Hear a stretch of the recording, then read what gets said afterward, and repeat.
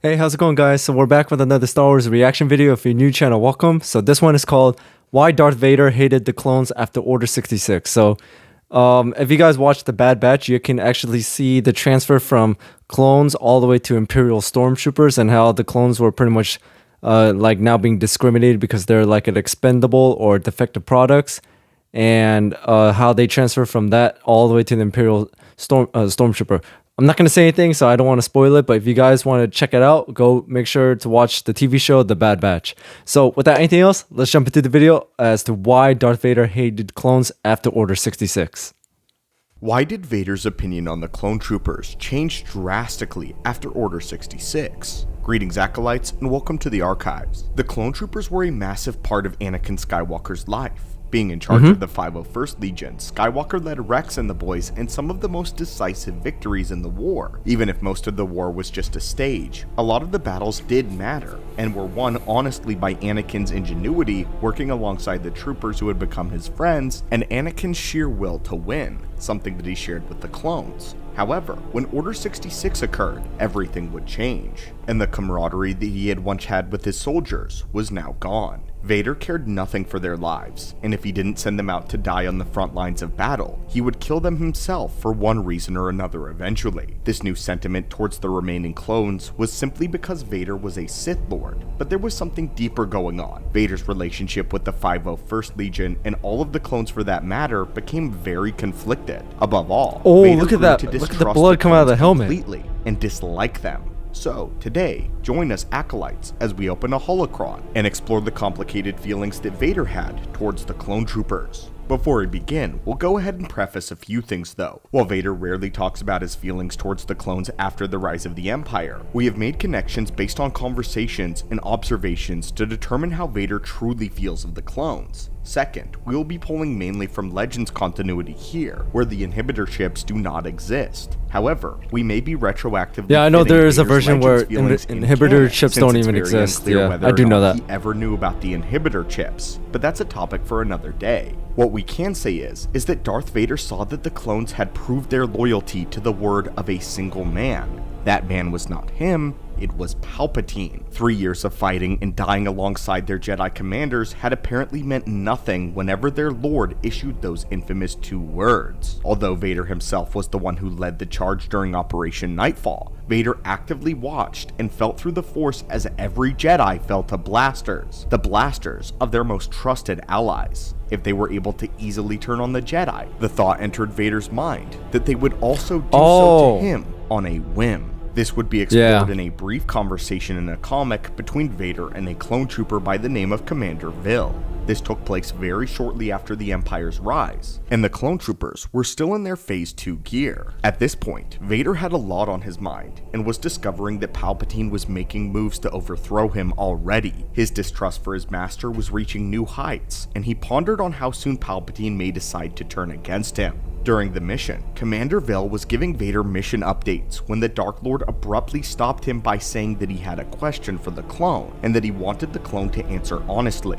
Vader's question was this: the Emperor foresaw that the Jedi would attempt to thwart his move to consolidate the Republic into the Galactic Empire. He prepared you. He prepared all of the clones by indoctrinating you with instructions for Order 66. Have you ever been indoctrinated with a similar order to attack me if the Emperor ever so commands? Caught off guard and stumbling over his words, the clone simply replies that if such a command ever did exist, he would not have the authority to divulge any of the information about it, even to Vader. This told Vader everything that he needed.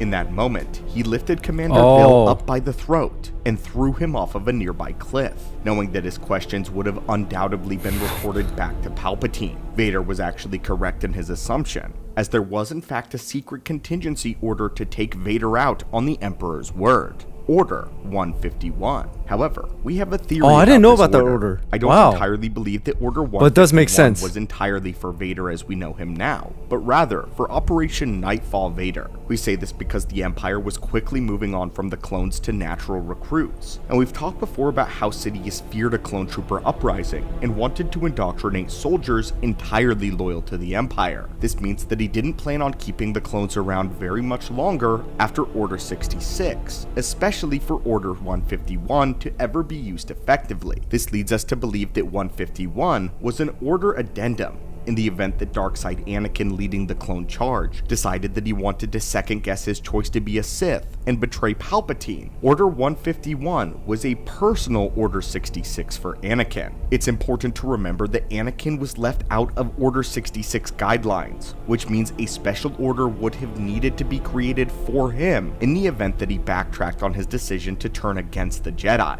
Because of this, we believe that by the time Vader was within his suit, Order 151 was essentially obsolete. But that tangent aside, Vader was more eager to have fresh recruits rather than the clones among his ranks, as Vader needed loyalty, and more than that, predictability more than anything else. The complications arise when the new recruits were only a fraction as effective as the clones that Vader had trained by. Vader, having been used to the genetically engineered super soldiers with the Kaminoan training process and snappy response to orders, would be met with a very different experience when it came to the stormtroopers. Because they were regular recruits without genetic modifications, top-tier battle training, or war experience, the new Stormtrooper Corps weren't anything near as effective despite being considered elite soldiers. Despite this, Vader was willing to settle for less quality if it meant that he didn't have to constantly look over his shoulder. But make no mistake, okay, Vader that does still make preferred sense. fighting alongside the clone troopers in the heat of battle. They were simply more effective,